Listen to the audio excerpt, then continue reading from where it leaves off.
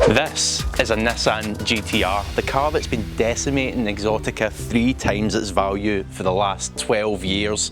You can now pick one of these up in the UK for around about £30,000. But the question is, should you? Well, today we're going to cover all the common faults and also show you a quirk or two along the way. Let's go.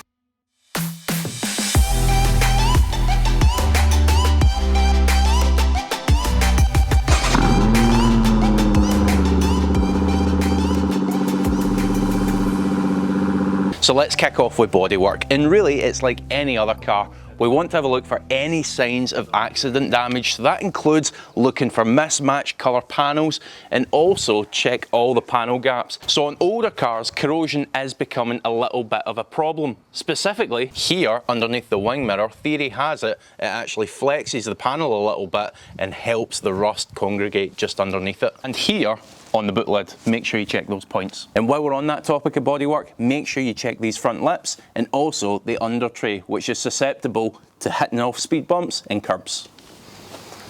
Now, if you've watched any of my other car buyer guides, you'll know quite often I'll talk about checking the brakes and tyres, but on the GT-R it is really important that we do that because a full set of brakes can set you back £2,000 to £3,000. So we definitely don't want you buying a car and then having to fork out that. Now, what to be careful of is if the seller is telling you that it's had new discs and pads, double check there's not a lip around the edge of the disc. Sometimes unscrupulous sellers can throw a set of cheap brake pads on there and not actually replace the discs, which are the most expensive bit. And tyres, similar story, can be really expensive, so we want to make sure there's plenty tread on there so you're not having to replace them right away. Remember to check the inner edges of the tyre, and if it is worn, make sure you bring that into the negotiations of the deal. So another interesting little quirk under here is it gets its own little Takumi plaque. Now, Takumi is another way of referring to the master craftsmen that work at Nissan and build these engines by hand. How cool is that? Not many people know this fact, but there's only ever going to be 4 names on one of these plates. That's because Nissan only trust 4 of their most senior, most experienced engineers to actually build these engines. Now, another interesting, slightly weird little quirk here is the fact that it says premium midship up here. So premium midship was actually a term that was used during the GT-R's development. The mid and the midship comes from the fact that the engine actually sits quite a bit behind the front axle, so it's technically mid-engined, I guess. Still cool all the same. Now, before we get into the really common things that tend to go wrong with these GT-Rs, if you're enjoying this content and want to see more used buyer guides and reviews of cars just like this, and you also want to save money on your next car purchase, go ahead and hit the subscribe button and turn on the bell notification so you're alerted when we make a new upload. It's completely free to do and it really helps us out. Now, of course, tuning options are plentiful for the GT-R platform. However, I can't stress this point enough. Make sure any modifications that have been done to the car that you're looking to buy are done by a reputable tuner. Litchfield are a great example of someone who really knows this platform and really knows what they're doing. I've seen far too many of these engines literally blown to bits by tuners that just don't know what they're doing and customers putting too much faith in them. So the door handles as well are actually quite interesting. The way that they sort of push in at the back and pull out at the front is sort of like an Aston Martin door handle, but in reverse. Very cool.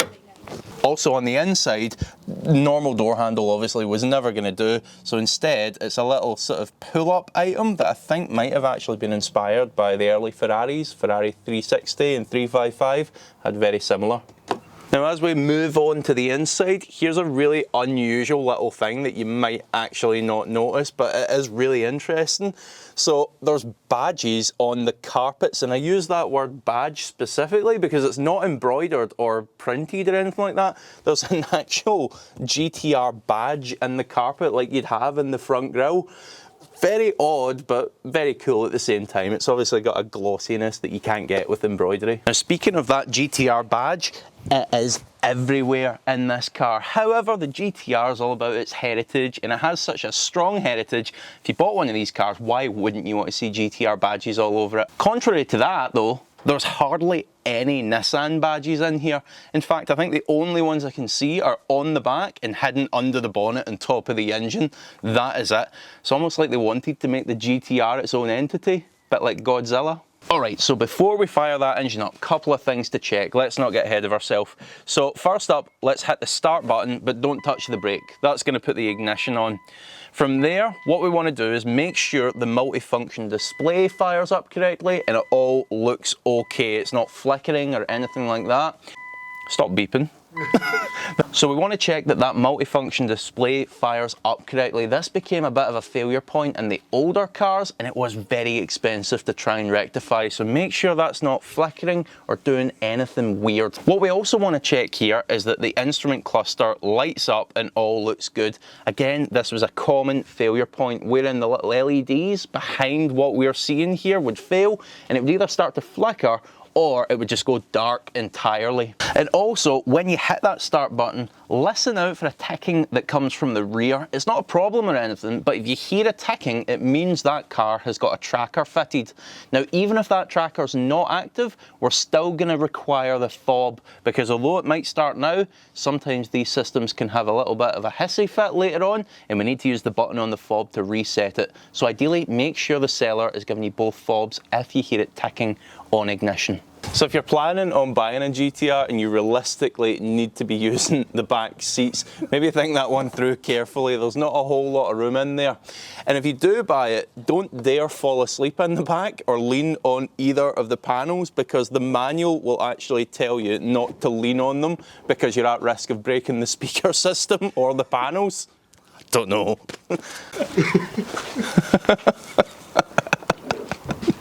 Now, another interesting little quirk is the way that the seat adjustment works. Honestly, manufacturers put in all sorts of complex controls and handles and buttons, but with the GT-R, honestly, it seems bizarre that this car would have the best seat adjustment, but I truly believe it does. Using this one little cup, we can adjust the seat backwards and forwards, we can adjust the backrest, we can adjust the height.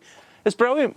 Why doesn't everyone just have that? Now, ideally, when we're looking at a car, what we want is the car to be stone cold. So it's perfect if you can ask the seller to leave the car overnight. That's ideal, because what it allows us to do is see a true cold start and also check for any blue smoke coming from the exhaust.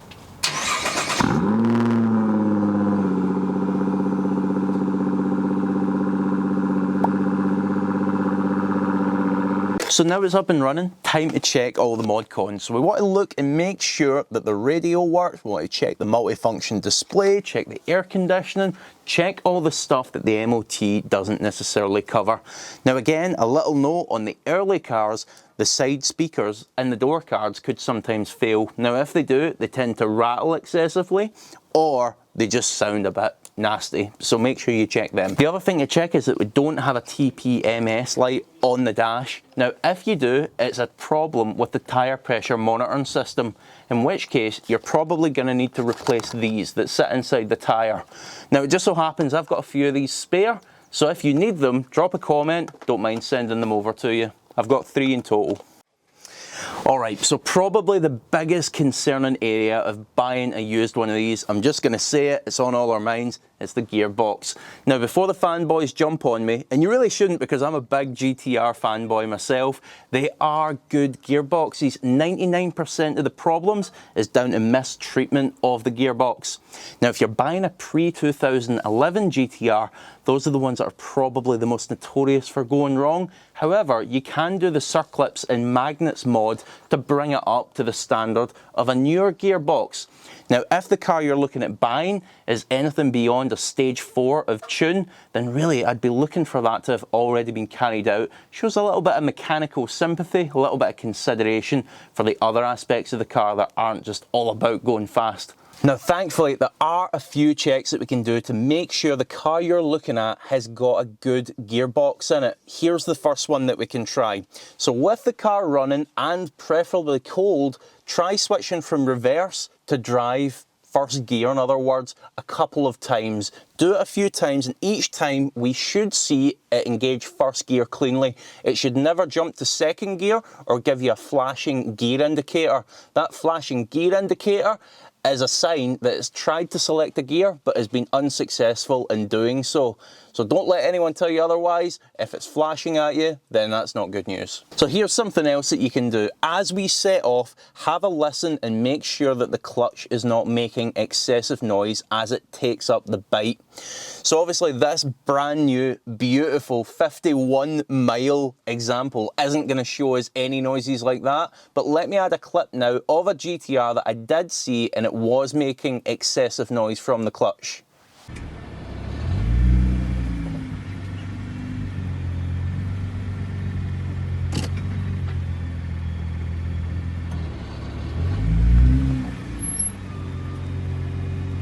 This needs sorted though, Harry. This is dire.